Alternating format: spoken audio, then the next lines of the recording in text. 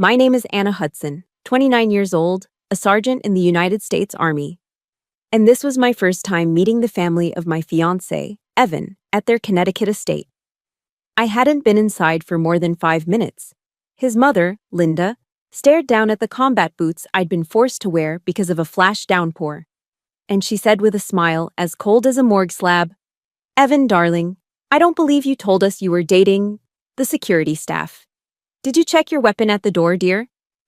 The giggle from his sister Chloe was worse. Evan just stood there, his face pale. They didn't know who I was. They didn't know the legacy I truly carried.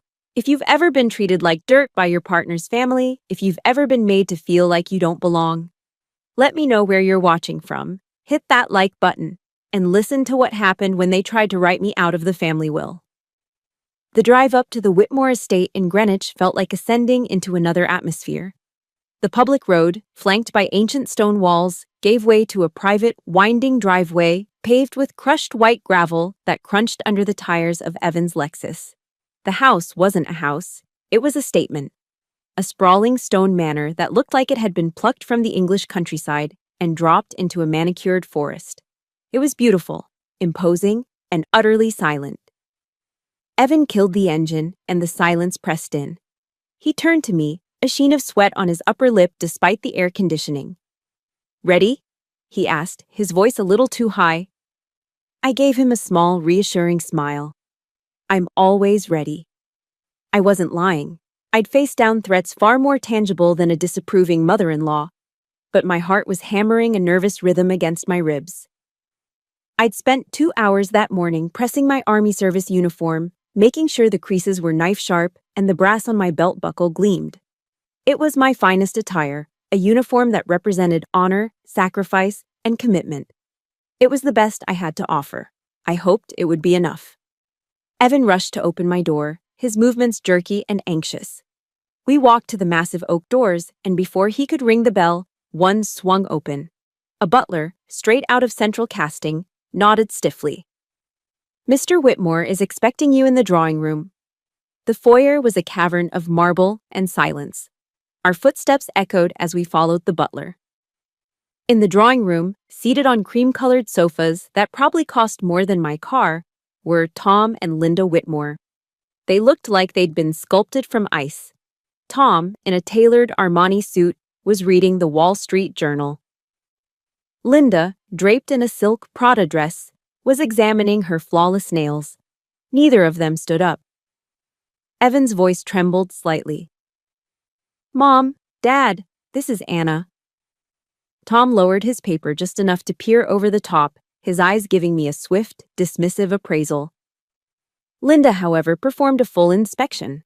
Her gaze started at my perfectly pinned hair, slid over the medals on my chest, and landed with theatrical disdain on my combat boots. She let the silence stretch for a beat too long before a thin smile touched her lips. A smile that didn't come close to reaching her cold, blue eyes. "We were expecting a different look, Evan dear," she said, her voice a soft, melodic poison. "That uniform. It's certainly an interesting choice for a dinner party." The word interesting hung in the air, weighted with everything she wasn't saying. Common, inappropriate, absurd.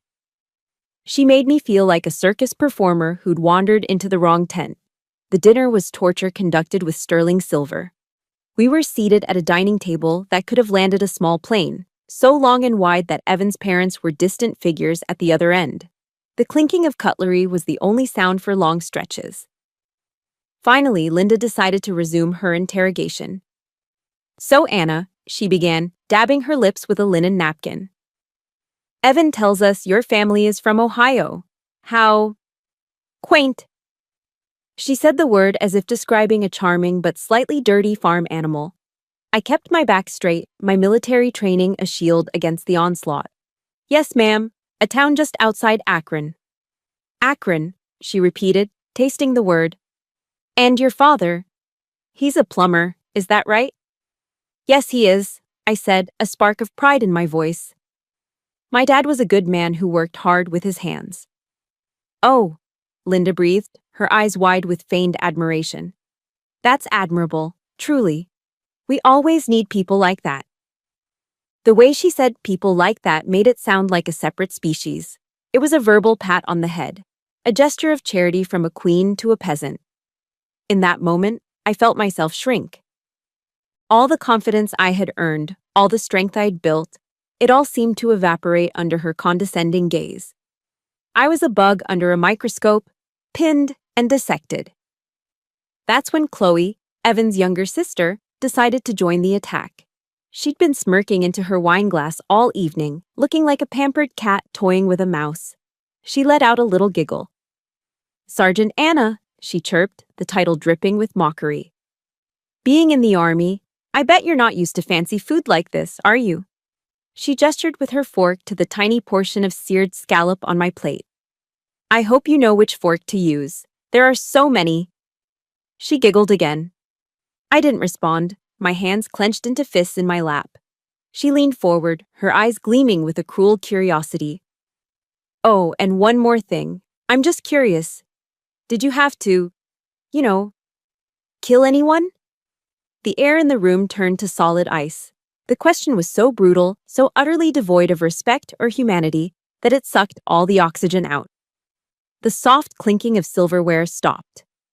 Evan's face went from pale to ghostly white. My eyes shot to him, a desperate, silent plea. "Say something. Defend me. Do something." He cleared his throat, a pathetic, strangled sound. He couldn't meet my gaze. "Chloe, don't be rude," he mumbled, his eyes fixed on his plate. He then looked up at his parents. "Mom, Dad, Anna's a hero." His father, Tom, who had been silent until now, finally spoke. He didn't raise his voice. He didn't have to. His words were as sharp and cold as a razor blade. He cut Evan off without even looking at me. "Heroes don't pay the mortgage, son," he said, his voice flat and bored, as if discussing a stock that had failed to perform. "They just make a mess and die young." My head snapped back to Evan. I was looking for a fighter, a partner, an ally. But the man I saw wasn't any of those things. His face was a blank mask of terror and capitulation. His eyes were empty, reflecting nothing back at me but my own crushing disappointment. That empty look told me everything I needed to know. It told me I was alone on enemy territory with no backup in sight. And it sent me spiraling back to a place I'd spent my entire life trying to escape. As I sat there at that polished mahogany table in Connecticut, surrounded by the suffocating scent of old money and contempt, I wasn't just Sergeant Anna Hudson anymore. I was a scared little girl again, back in our cramped house in the heart of the Ohio Rust Belt, a place where dreams went to rust right alongside the steel mills. The disdain in Linda Whitmore's eyes wasn't new to me. It was just a wealthier, more articulate version of the dismissal I'd known my entire life. My father was a steelworker, a man forged from the same iron and grit as the mills he worked in. When the mills started closing, something inside him closed down too. His world shrank to the dimensions of his worn-out recliner, the flickering glow of the TV, and the endless supply of cheap beer in the fridge. That chair was his throne, and from it, he ruled our small, dusty kingdom with a voice roughened by smoke and disappointment. His most common decree was a roar that would shake the thin walls. "Anna, get your dad a beer." It was never a request. It was a summons. I was the youngest and the only girl. My two older brothers, Mike and Dave, were pillars in his eyes. They were the future, the ones who would carry on the Hudson name, even if they mostly just carried six-packs to their buddies' houses. I was something else entirely.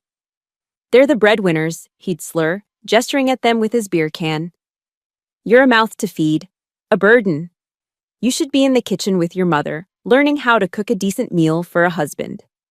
He wasn't just saying I was different, he was saying I was less. A liability on his life's balance sheet. I tried so hard to prove him wrong, to show him I had value beyond the kitchen. I studied until my eyes burned, burying myself in books because in their pages I could be someone else, someone important. In my senior year of high school, I won the district's Academic Excellence Award. It was the only major academic trophy our school brought home that year. I remember walking into the living room, the heavy plaque cold in my hands, my heart pounding with a fragile, desperate hope. This was it. This was the proof. I held it out to him. He was in his throne, of course, watching a football game. The air smelled of stale beer and fried onions. He glanced at it. A flicker of something unreadable in his eyes, and then he looked back at the TV. "That's nice," he grunted.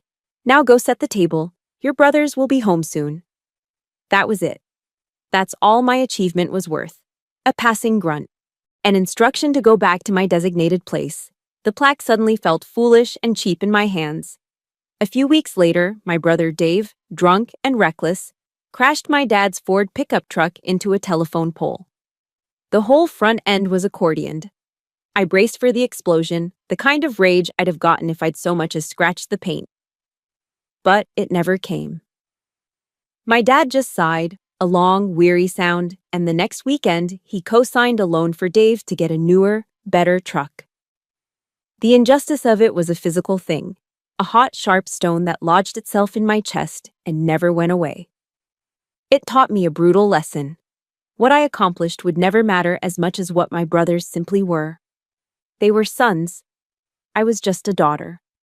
But the deepest cut didn't come from my father's angry words. It came from my mother's silence. She was a ghost in our house, always moving, always cleaning, always trying to remain invisible. When my father's dismissals became too cruel, I would run to her, my eyes burning with tears of frustration. I wanted her to be my champion, my defender. She would just pull me into the kitchen, her hands smelling of dish soap and bleach, and whisper, "That's just how men are, honey. You just have to learn to live with it. Don't make him angry." She never stood up for me, not once. She chose peace over her own daughter. Her silence wasn't peacekeeping, it was a betrayal.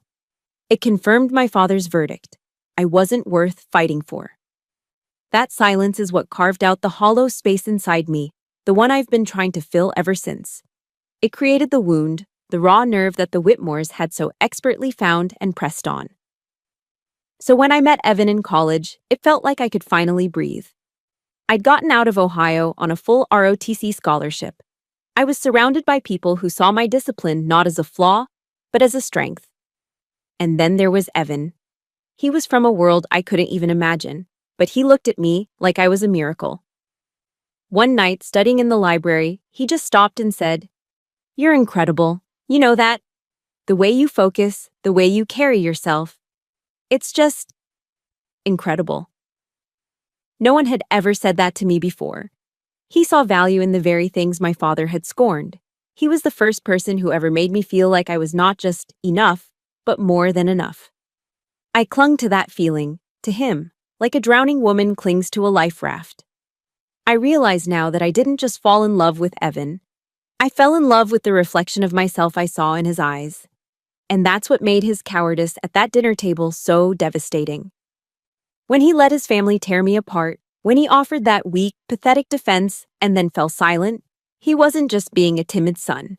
He was taking away the one thing he had given me, validation. He was stealing back the life raft and leaving me to drown in the same cold, lonely water I'd spent my whole life swimming in. Why was I there? Why was I trying to impress these awful, soulless people? The answer echoed back from that dusty living room in Ohio, because I'd spent my entire life doing it, starting in my own home. If you've ever felt like you were invisible in your own family, if you ever had an achievement dismissed while a sibling was praised for doing nothing, please do me a favor. Just type, "I see you" in the comments below, so I know I'm not alone. And hit that like button to show your support. Because knowing others have walked this path, it makes the road ahead a little less lonely. After that disastrous dinner, a Cold War began. It wasn't declared with shouts and slammed doors, but with a series of quiet, calculated maneuvers designed to isolate and undermine me. The Whitmores didn't fight with fists. They fought with money, influence, and Evan's own weakness as their primary weapons. The first volley came from Linda. A week later, a heavy cream-colored box with the logo of a Fifth Avenue boutique arrived at my small off-base apartment near Fort Bragg. Inside, nestled in layers of tissue paper, was a silk cocktail dress. It was beautiful, elegant, and astronomically expensive. It was also a slap in the face. Tucked inside was a handwritten note on thick cardstock, the ink flowing in perfect, cursive loops. "Dearest Anna," it read, "I thought you might need something a little more appropriate for our events. Do put that uniform away, won't you?" It wasn't a gift. It was an order wrapped in silk. A command to erase my identity and conform our events. The words were a warning. To be a part of their world, I had to stop being myself. I folded the note, placed it back in the box, and shoved it into the back of my closet, a silent declaration of defiance. But I could feel the walls starting to close in. The second, more insidious attack came through Evan. He started calling less. Our nightly video chats, once the bedrock of our long-distance relationship, became shorter, then sporadic. He always had an excuse. "Sorry, babe, got an early meeting with Dad." "Hey, can I call you back? We're at the club." "Just swamped. This new project is killing me." The loving, attentive man I knew was being replaced by a stressed-out, distant stranger. The "I love yous" at the end of our call started to sound rehearsed, automatic. I felt a familiar, cold dread creeping up my spine. He was pulling away. I knew it, and I knew who was pulling the strings. One night, after he'd canceled a call for the third time in a row, I'd had enough. I called him back, my heart pounding with a mixture of anger and fear. "What's going on, Evan?" I asked, keeping my voice steady. "You're a ghost. Are you avoiding me?" He sighed, a long, weary sound that grated on my nerves. "Anna, you wouldn't understand. It's my family. They're intense." "Intense or hostile?" I shot back. "They just want what's best for me," he said defensively, his voice rising. "They're offering me a VP position at the firm, a full partnership. This is my future, Anna. But they think you're too rigid, too military. They don't think you fit into my world." He paused and then delivered the killing blow. "Couldn't you just try to change a little? For me? For us?" Change.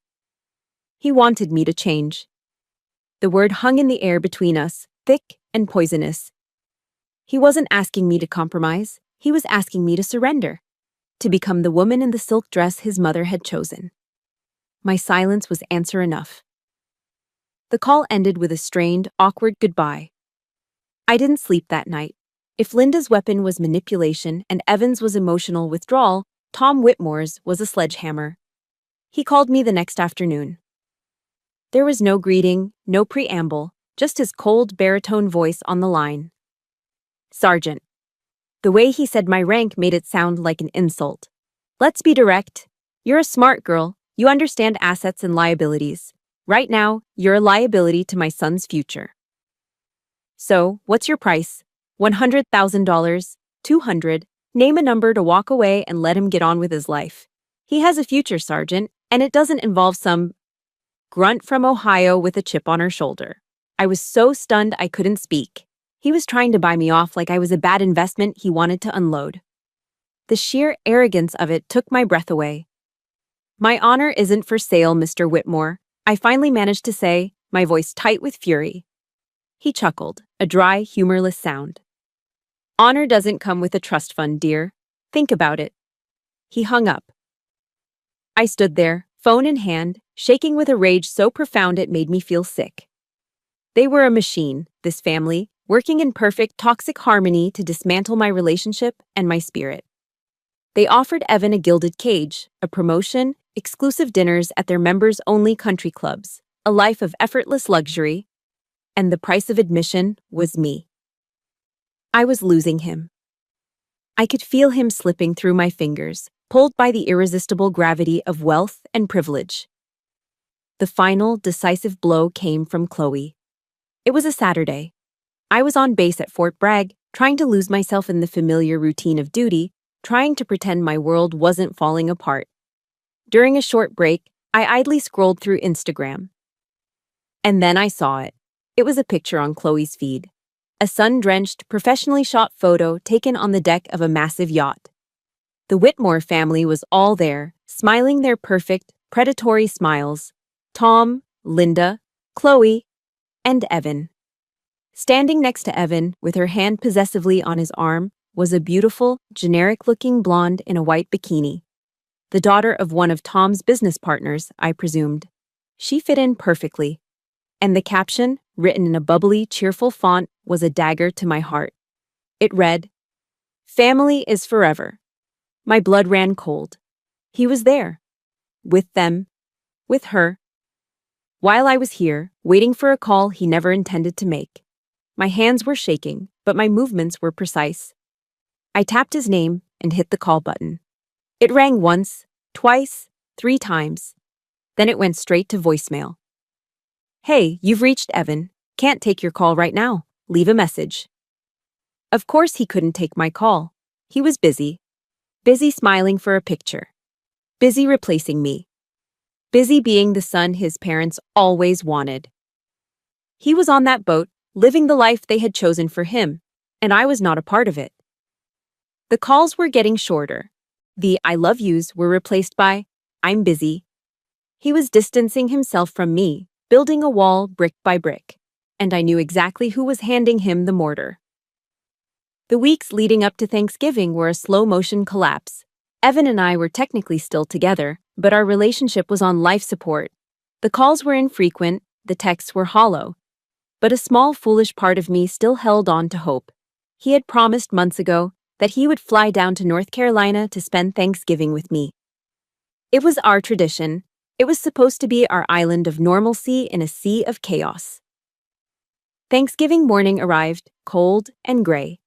I'd spent the previous day cleaning my tiny apartment, buying groceries, even getting a pumpkin pie from the store, imagining his smile when he walked through the door.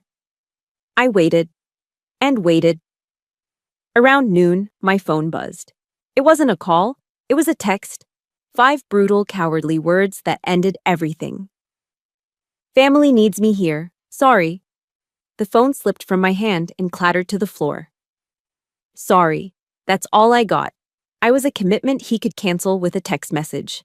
A wave of loneliness so profound, so absolute, washed over me that it felt like I was physically drowning. I had no family to go to in Ohio. That bridge had been burned long ago. And the family I was supposed to be joining had just made it crystal clear that I was not and would never be one of them. I was utterly, completely alone. I couldn't stay in that apartment, surrounded by the ghosts of plans that would never happen. I put on my uniform, it was my armor, my second skin, and drove to the base. The dining facility was one of the few places open, serving a holiday meal for the soldiers stuck on duty or with nowhere else to go. The room was mostly empty, echoing with a quiet sadness. I got my tray, a scoop of dry turkey, some watery mashed potatoes, and a dollop of cranberry sauce from a can, and found a table in the farthest corner. I was sitting there, staring at the congealing gravy on my plate, trying desperately not to cry, when a warm, heavy hand landed gently on my shoulder.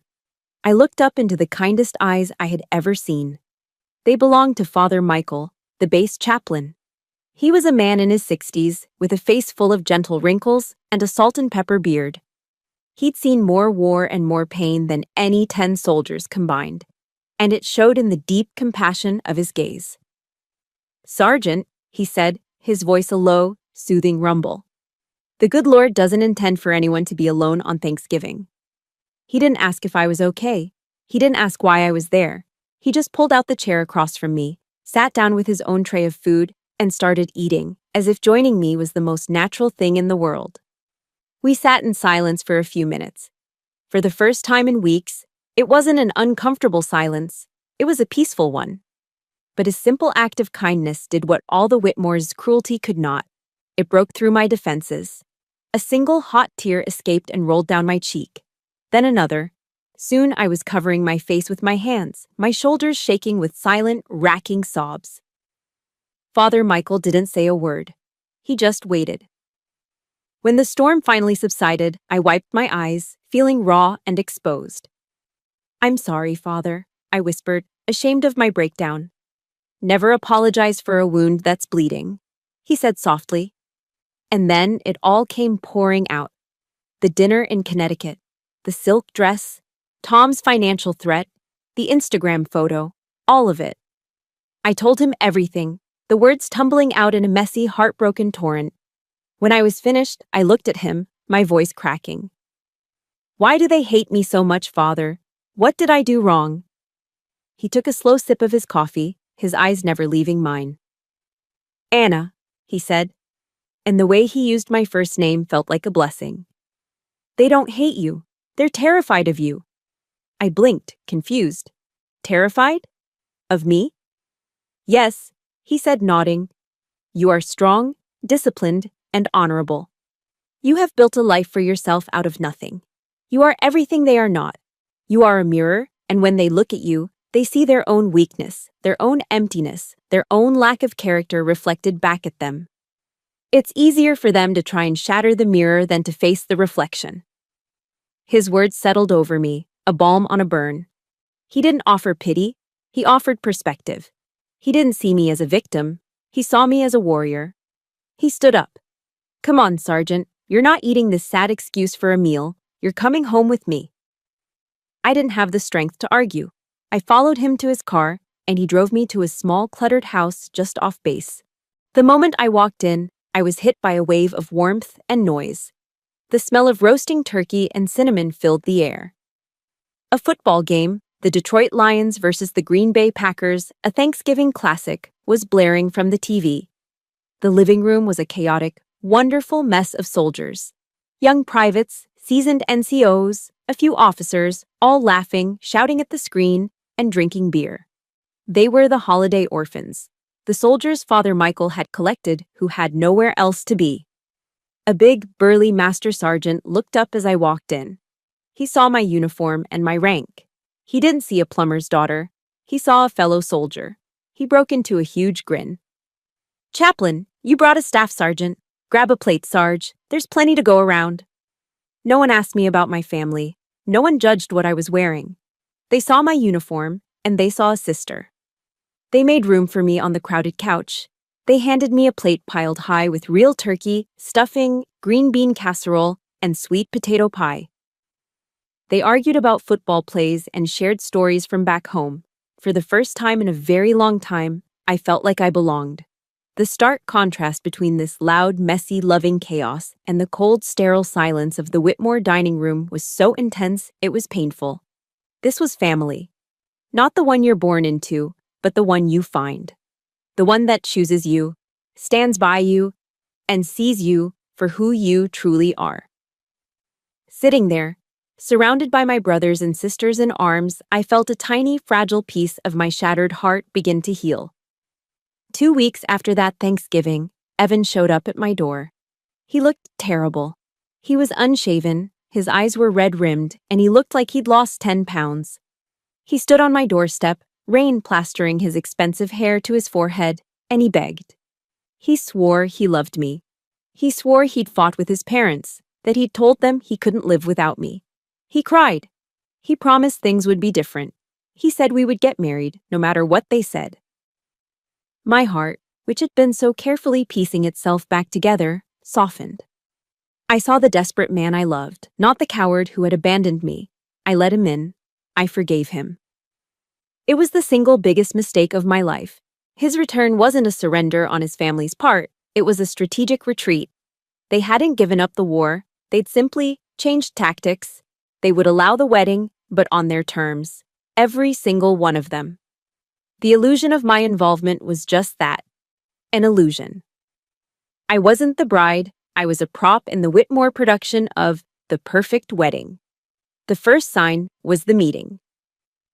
Tom summoned Evan and me to his lawyer's office in a glass tower in Manhattan. The room was sterile and silent, smelling of leather and money. Tom sat opposite us, flanked by his attorney, a man with the warm demeanor of a shark.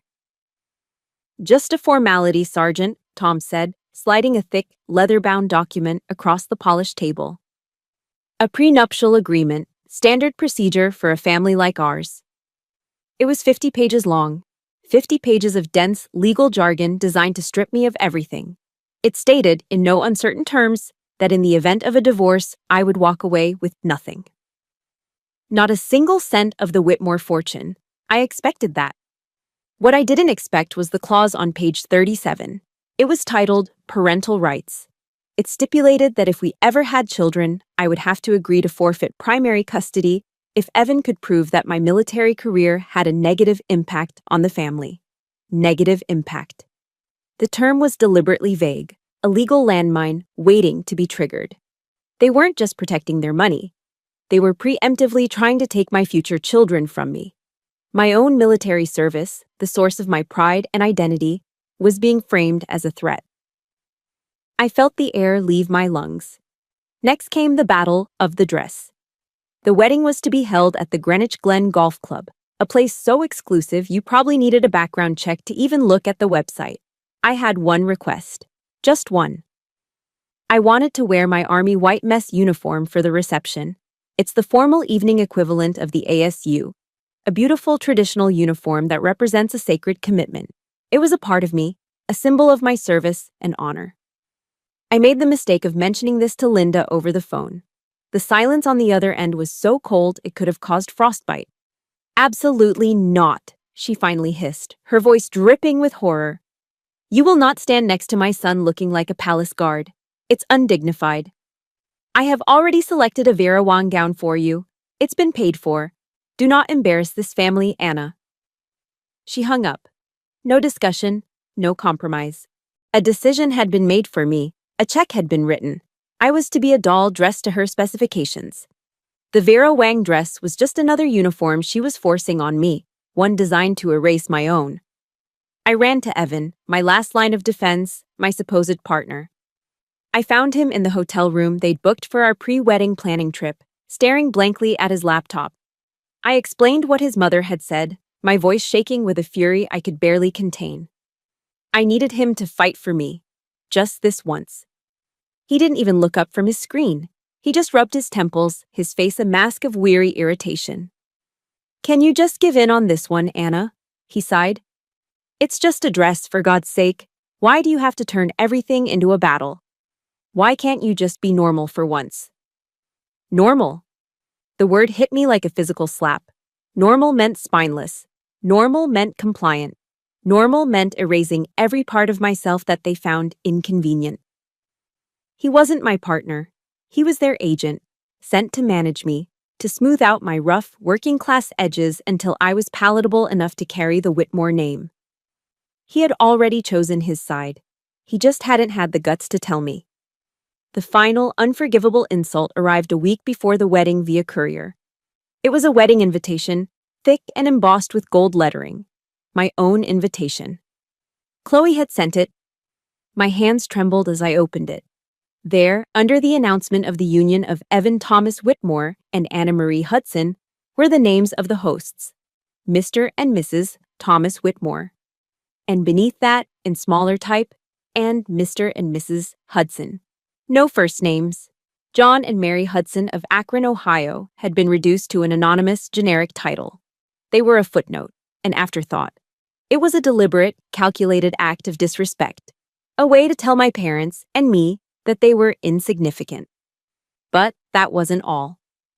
Tucked inside was a smaller card, an invitation to the rehearsal dinner at the yacht club. My parents' names were not on it. My name was not on it. My phone buzzed with a text from Chloe. Sorry, it read, accompanied by a winking emoji. Rehearsal dinner is just for the groom's side. You know, family only. I'm sure you understand. I stared at the invitation, at the misspelled names of my parents, at the casual cruelty of Chloe's message. My blood, which had been simmering for weeks, began to boil. They hadn't just insulted me, they had insulted my family, my father, the plumber they looked down on, my mother, the waitress who worked double shifts. They had disrespected the people who, for all their faults, were still my blood. This wasn't a wedding. It was an annexation. And the quiet, obedient girl from Ohio was done being colonized. This was the last straw, the very last one. I stared at the wedding invitation, at the anonymous insult where my parents' names should have been. Something inside me, something that had been bending and cracking for months, finally snapped. The shaking in my hands stopped. The hot tears of anger and humiliation dried up. A profound, chilling calm settled over me, It was the clarity of the battlefield, the moment when all the noise fades away and there is only the mission.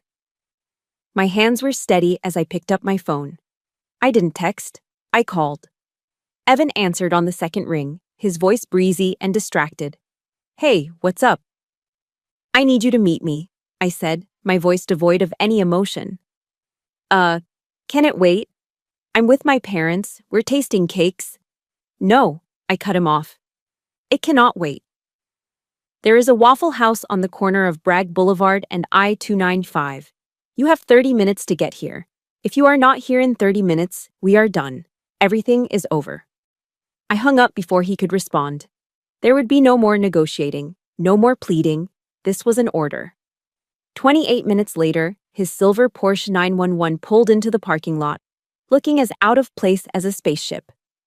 He slid into the sticky vinyl booth opposite me, his face a mixture of annoyance and confusion. He wrinkled his nose. "God, it smells like grease in here." "What is so important, Anna? My mother is having a meltdown about buttercream." I didn't say a word. I reached into my bag and pulled out 2 documents. I slid them across the table, onto the spot of spilled coffee a waitress had missed. First, the 50-page prenuptial agreement. Then, on top of it, the gold-embossed wedding invitation. I tapped the paper with my finger. "What is this, Evan?" I asked, my voice dangerously quiet. "You told me you loved me. You told me we were a team. So, tell me what this is. Is this love? Or is this a corporate merger where my family and I are the assets being liquidated?" His eyes darted from the papers to my face and back again. The color drained from his cheeks. He saw the cold resolve in my eyes and knew the game was up. He slumped in his seat, the fight going out of him completely. He stammered. I didn't know what to do. "You could have told them no," I said, my voice like ice. "You could have defended my family's honor. You could have acted like a man." He dropped his head into his hands, his shoulders shaking. "You don't understand," he whispered, his voice muffled. "They're my parents. They control my trust fund. The VP position, the apartment in the city, this car, all of it. If I don't do what they say, I lose everything." He looked up at me, his eyes pleading and pathetic. "I'll have nothing, Anna. Nothing." I stared at him, at this weak, broken man who was terrified of having nothing, and I felt nothing. The love, the hurt, the anger. It was all gone. All that was left was a profound, weary pity. He already had nothing. He just didn't know it yet. Slowly, I stood up. I looked down at him, not as his fiancé, but as his commanding officer delivering a final, damning verdict.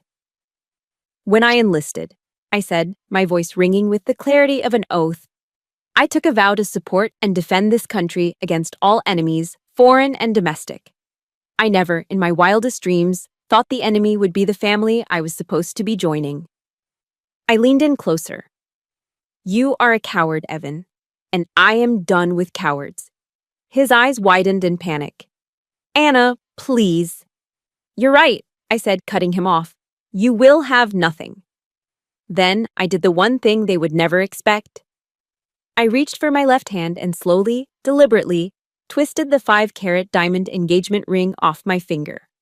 The diamond, which had once seemed so bright and full of promise, now looked like a cold, meaningless piece of glass. Evan stared at the ring in my hand, his mouth hanging open. "What are you doing?" I didn't answer.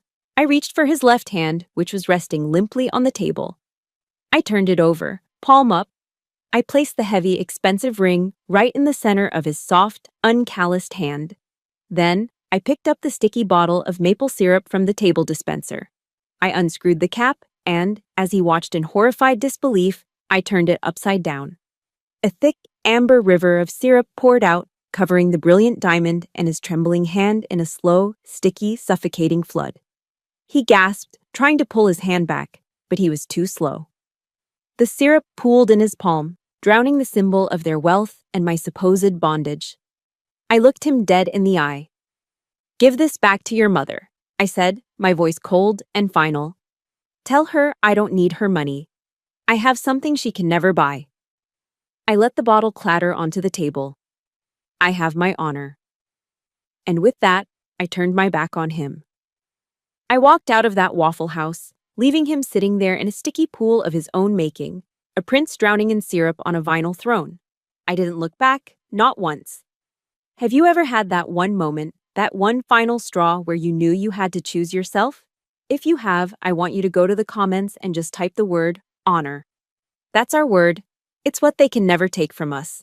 And if my story is speaking to you, please hit that like button to show your support.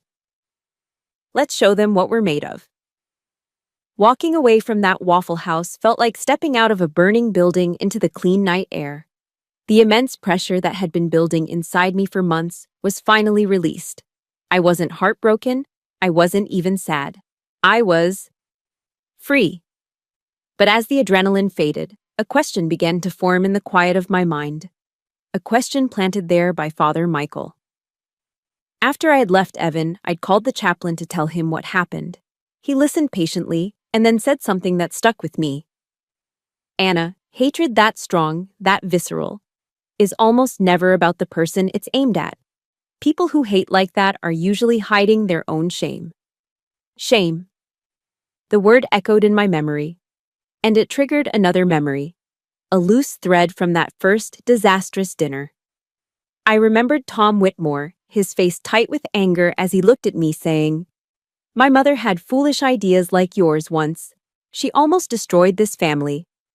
At the time, I had dismissed it as just another insult, but now, filtered through the lens of Father Michael's wisdom, it felt different. It felt like a clue. Why would my desire to serve in the military remind him of his own mother? What foolish ideas could a grande dame of a Connecticut old money family possibly have in common with a plumber's daughter from Ohio? That night, I couldn't sleep.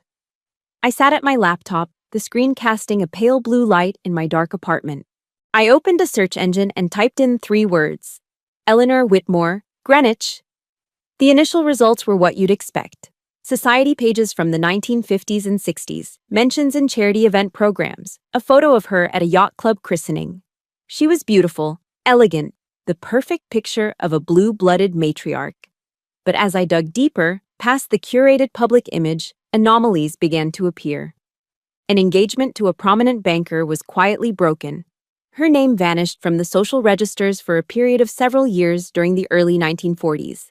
Then, a small brief obituary from 1985 mentioned she was survived by her son, Thomas, and that a private service would be held.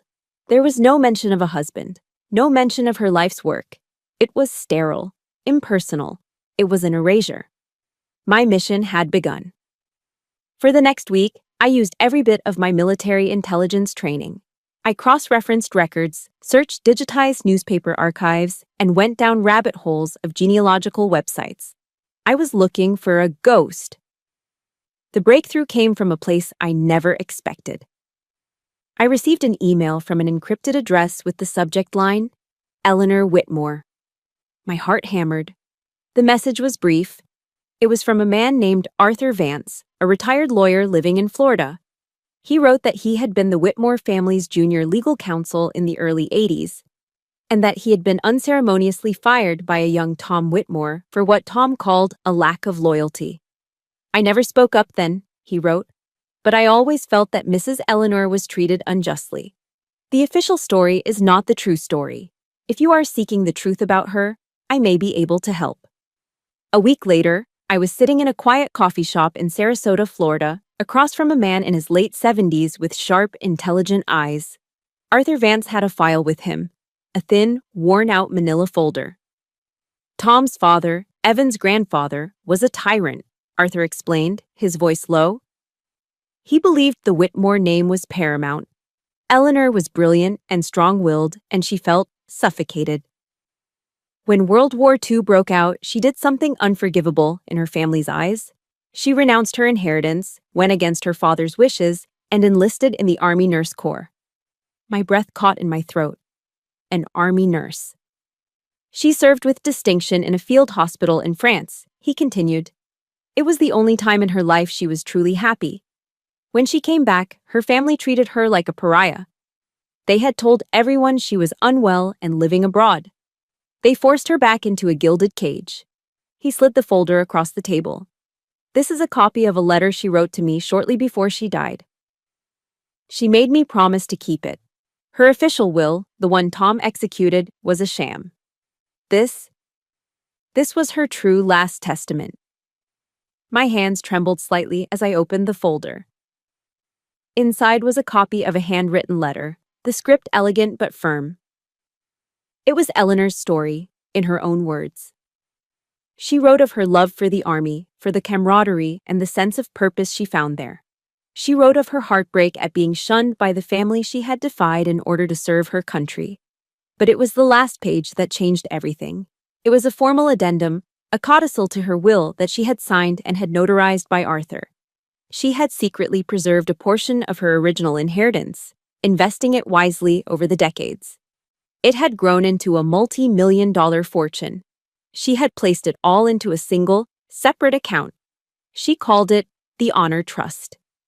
The terms were crystal clear, written with the precision of a legal document, but the heart of a soldier. The trust and all of its assets was to be bequeathed to the first of my direct descendants or their chosen spouse, who embodies the spirit of military service, honor, and selfless duty to this nation. Suddenly, everything clicked into place. The puzzle pieces slammed together with the force of a thunderclap. Tom and Linda's hatred wasn't about my social class. It wasn't about my working-class roots or my lack of a fancy pedigree. They didn't despise me because I was a soldier. They were terrified of me because I was a soldier. They knew about the Honor Trust. They had buried it, hiding the will and pretending it never existed so that Tom could keep control of the money. My arrival, my engagement to their son, the first direct descendant, wasn't a social inconvenience. It was a direct legal threat to millions of dollars. As the spouse of an heir who perfectly met the trust's conditions, I had a legitimate claim to that fortune. Their entire campaign against me, the insults, the manipulation, the prenup, the attempt to buy me off, it was never about classism. It was about greed. They weren't trying to protect their son's future. They were trying to protect their stolen inheritance. I looked up from the letter, my mind racing. The shame Father Michael had spoken of, it wasn't mine, it was theirs. They had dishonored the memory of their own mother, a war hero, for money. I finally had the truth. And the truth, I realized, was the most powerful weapon of all. I learned through the grapevine, a sympathetic caterer who knew one of the cooks at Father Michael's Thanksgiving dinner, that the Whitmore wedding was still on. They hadn't even bothered to change the date. They simply slotted in a new bride. The blonde from the yacht, a daughter of a banking dynasty just as powerful as their own. It was a seamless transition, a corporate merger disguised as a marriage. I had been a temporary disruption, easily removed and replaced. They thought I would just disappear. They thought I would crawl back to my working-class hole in Ohio and lick my wounds in silence. They underestimated me. They underestimated a United States Army sergeant. And so I decided I needed to attend the rehearsal dinner, uninvited. The Greenwich Yacht Club was a fortress of privilege, perched on the edge of the Long Island Sound. The air smelled of salt and money. Inside, the main ballroom was a glittering sea of diamonds, tuxedos, and designer gowns. The most powerful people in finance and East Coast society were all there, champagne flutes in hand, laughing their brittle laughs. At the head table, Evan sat next to his new fiancé, looking like a handsome hostage. I had timed my entrance perfectly. I waited until Tom Whitmore stood up, tapping a glass with a spoon to begin his welcome toast. As he opened his mouth to speak, the grand ballroom doors swung open, and I walked in. I was not wearing a cocktail dress. I was in my full Army service uniform, the dark blue jacket perfectly pressed, the gold stripes on my trousers gleaming. The medals on my chest, for service, for conduct, for valor, clinked softly with each step. I walked with the steady, measured cadence of a soldier on parade. My back was straight, my chin was up, my gaze was fixed. A wave of silence rolled through the room. The laughter died. The chatter stopped. Every single head turned towards me. It was the sound of 100 champagne glasses freezing in mid-air. I could feel their collective shock, a palpable force in the room. Tom Whitmore stared, his face turning the color of ash. Linda's hand flew to her pearls, her mouth a perfect O of horror. Evan looked like he'd seen a ghost. Tom and Linda recovered first. They practically sprinted across the room to intercept me, their faces contorted with fury. "What in God's name are you doing here?" Tom hissed, his voice a low, vicious snarl. "This is a private event. Get out before I have security throw you out." I stopped just before them and gave them a smile. A cold, calm, predatory smile. "Don't worry, Mr. Whitmore," I said, my voice clear and carrying in the dead silence. "I'm not here to crash the party. I'm here as a guest of honor." I paused, letting the statement hang in the air. "I'm here on behalf of Mrs. Eleanor Whitmore." The name hit them like a physical blow. Linda flinched, and for the first time, I saw a flicker of genuine fear in Tom's eyes. Before they could respond, I walked around them. I moved with purpose, heading directly for the small stage where the band had been setting up. I bypassed the steps and hoisted myself up in one fluid motion. I took the microphone from its stand. The feedback squealed for a second before I adjusted it. Now, I had everyone's undivided attention. I looked out at the sea of confused, wealthy faces. Then, my eyes found Tom, Linda, and Evan, who were frozen in the middle of the room. "Good evening, everyone," I began, my voice steady and amplified, filling every corner of the ballroom. "For those of you who don't know me, my name is Sergeant Anna Hudson. Though I'm sure most of you have heard of me by a different title, Evan's Unfortunate Choice from Ohio." A ripple of nervous murmuring went through the crowd. I looked directly at Tom. "I'm not here tonight to talk about my broken engagement. I'm here to honor another soldier, a soldier this family tried to bury and forget." I raised my voice. "I'm here to honor Army Nurse Corps veteran Eleanor Whitmore." Another wave of shock rippled through the room. I saw people whispering, looking at Tom for an explanation. He looked like he was about to have a stroke. I pulled a folded piece of paper from my jacket pocket, a copy of Eleanor's final letter. "Eleanor Whitmore was more than Tom's mother," I announced.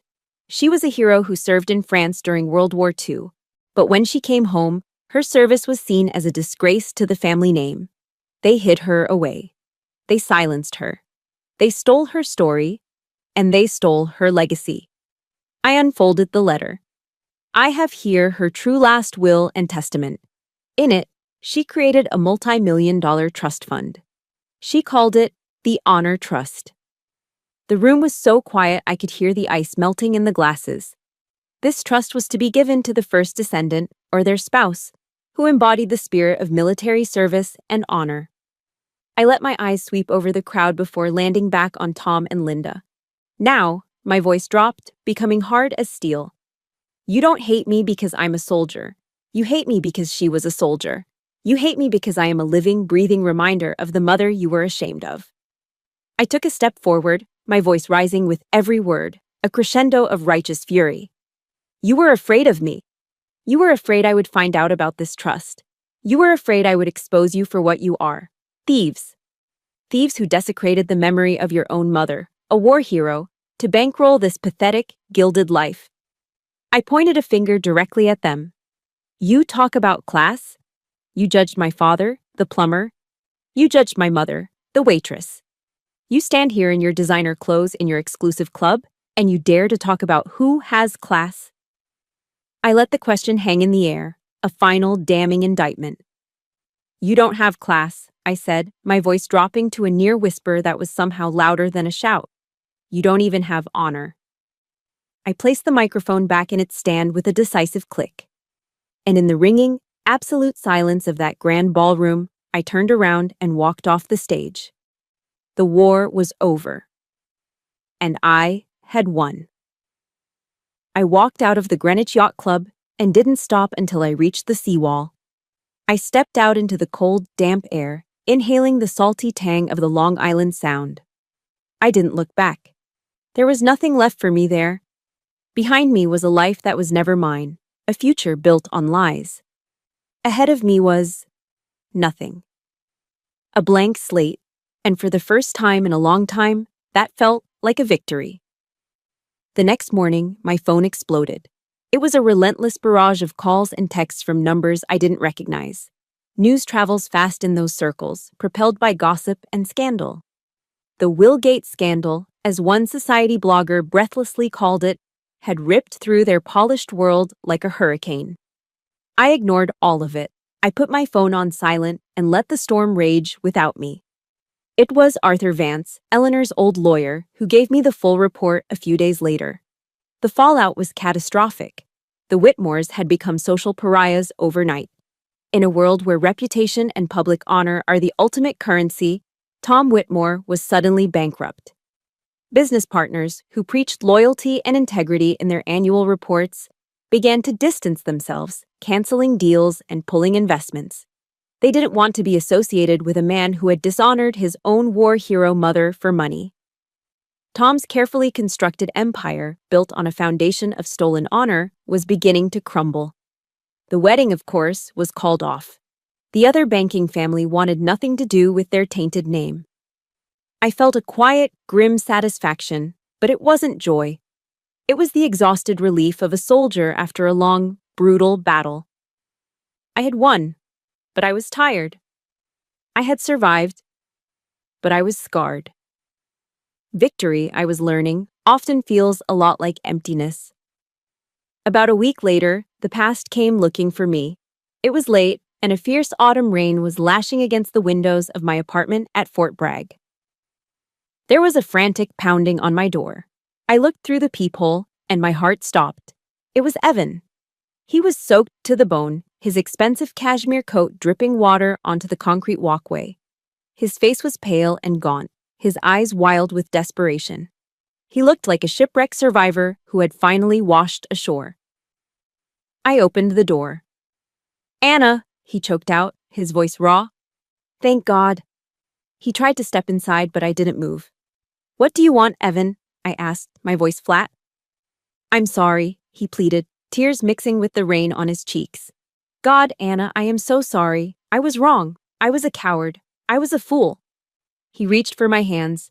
"I'll give it all up. All of it. I told them I don't want the trust fund. I don't want the VP job. I don't want any of it. I just want you." He looked at me, his eyes filled with a desperate hope, waiting for me to say the words that would fix everything, to welcome him back into the warmth. A year ago, I would have. 6 months ago, I would have. But the woman he was talking to now was not the same woman he had left on that yacht. I looked at him, and for the first time, I felt no anger. I felt no gut-wrenching pain. All I felt was a deep, profound pity. Pity for this man-child who had never been forced to stand on his own 2 feet, who had been so terrified of losing his gilded cage that he had willingly thrown away the only real thing he had. "It's too late, Evan," I said, my voice gentle but firm. There was no malice in it, only a sad finality. "No, it's not," he insisted, his voice cracking. "We can fix this. I love you." "You had a choice," I said, looking him straight in the eye. "You had a choice when your mother insulted me, when your father tried to buy me, when your sister mocked my family. You had a choice every single day, and you never chose me. You didn't choose me when it mattered." I took a deep breath. "Now, you're choosing me because you have nothing left to lose, and I deserve someone who chooses me first, not as a last resort." The hope in his eyes died, replaced by the devastating understanding that some things, once broken, can never be repaired. I didn't slam the door. I just quietly closed it, shutting him out in the rain, shutting out the past for good. Forgiving someone, I realized, doesn't mean you have to give them a key to get back into your life. Drawing a boundary is the ultimate act of self-love. The next day, I met with Arthur Vance one last time. We had a strong legal claim to the honor trust. We could have fought, and we probably would have won. "I don't want their money," I told him, pushing the case file back across his desk. "I never did. That was never the point." "So, what do you want to do, Sergeant?" he asked. "I just want the truth to be known," I said. "And I want Eleanor's legacy to be honored in the way she intended." A new idea, clean and powerful, began to form in my mind. Let's use the entire trust to establish a new scholarship foundation. We'll call it the Eleanor Whitmore Honor Scholarship. and we'll give it to female soldiers and veterans across the country who are pursuing a higher education." Arthur looked at me, a slow smile spreading across his face. He understood. This was the best kind of victory. It wasn't about revenge. It was about restoration. It was about taking something that had been corrupted by greed and shame and turning it into a force for good. Taking a legacy of stolen honor and transforming it into a future of earned opportunities for women just like me. And just like her. 2 years have passed since that night at the yacht club. 2 years of quiet rebuilding, of focusing on the small disciplines that piece a life back together. I learned, much like Admiral McRaven once said, that if you want to change the world, you start by making your bed. So, I made my bed every morning. I focused on my duties, on my soldiers, on my own education. I went through officer candidate school. And piece by piece, I built a new dawn for myself. Today, I'm standing at a podium, not as Sergeant Hudson, but as Lieutenant Hudson. I'm not in a cold, hostile dining room. I'm in a university auditorium filled with bright, hopeful faces. It's the inaugural award ceremony for the Eleanor Whitmore Honor Scholarship. In front of me are 10 incredible young women, all cadets in the ROTC program, all brimming with the same fire and determination I once had. I look out at them, and I see the future. Honor, I say, my voice clear and steady, is not something you inherit. It's not a name or a bank account. It's a choice you make every single day. It's the choice to be honest when it's easier to lie. It's the choice to stand up for what's right when it's easier to stay silent. Eleanor Whitmore made that choice. And today, we honor her and we honor each of you as you prepare to make those same choices in service to this country. As I finish my speech and the applause fills the room, my eyes find him in the audience, Dr. Mark Casey. He's a captain in the Army Medical Corps, a trauma surgeon I met during a joint training exercise a year ago. He's not sitting with the other dignitaries. He's in the back, leaning against a wall, just watching me. He's not flashy like Evan. He's quiet, steady, and strong, with kind eyes that have seen too much but have never lost their warmth. He gives me a small, proud smile, a silent communication that speaks volumes more than any grand declaration ever could. When I step down from the stage, he's there waiting for me. He doesn't say, "You were great." He just quietly takes my hand, his grip warm and firm. His presence is a silent promise. I am here, I see you, I've got your back. Learning to trust again after Evan was the hardest battle I've ever fought. My own personal war against the ghosts of betrayal. With Mark, it's different. He doesn't try to fill the broken pieces in me. He just respects the scars and loves the woman they belong to. He never once asked me to be anything other than exactly who I am. The most unexpected healing, however, came not from the future, but from the distant past. A few months ago, a letter arrived at my office. The envelope was cheap, the address written in a barely legible, shaky scrawl. It was from Akron, Ohio. It was from my father. A local news station in Ohio had picked up the story about the Scholarship Foundation.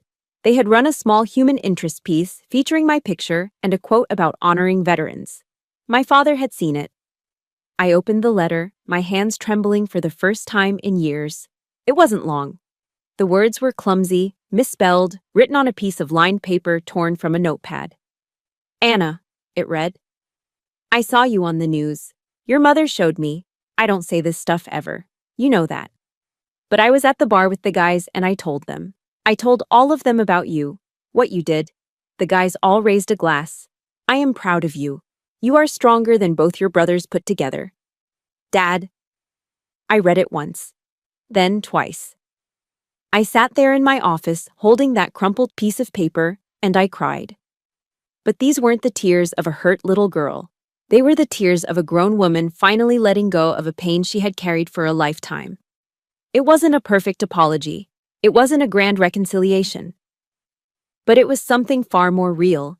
It was a crack in the wall he had built his entire life. It was, in its own broken way, a declaration of love. The validation I had chased my whole life had finally arrived, long after I had stopped needing it, and that made it all the more precious. The Whitmores tried to steal my future by weaponizing my past. They tried to tell me that my story was one of shame, of being a burden, of not being good enough. They wanted to write my legacy for me, casting me as a footnote in their grand, empty narrative. But they forgot one fundamental truth about a soldier. We don't retreat. We don't break. And we write our own damn story. My legacy isn't written in someone else's will. It's not defined by the name of a man or the size of a diamond ring. It's forged in the oath I took, in the uniform I proudly wear, and in the life I built for myself, brick by brick, out of the rubble of what they tried to destroy. My honor is my own. My dawn is of my own making, and so is yours. Before I go, I want to speak directly to you. Thank you for walking this path with me. My story is just one of many, and I know that from the thousands of you who have typed honor and I see you. If you have ever been made to feel small or unworthy by the very people who should have lifted you up, please hear me now. Your worth is not determined by their judgment. It is forged in your own resilience. Your honor is your own, and your dawn is waiting. This channel is a home for these stories of strength. If you want to hear more and to be a part of our community, please subscribe. And if you know someone who feels lost in the dark right now, share this story with them. You never know when you might be the light they need.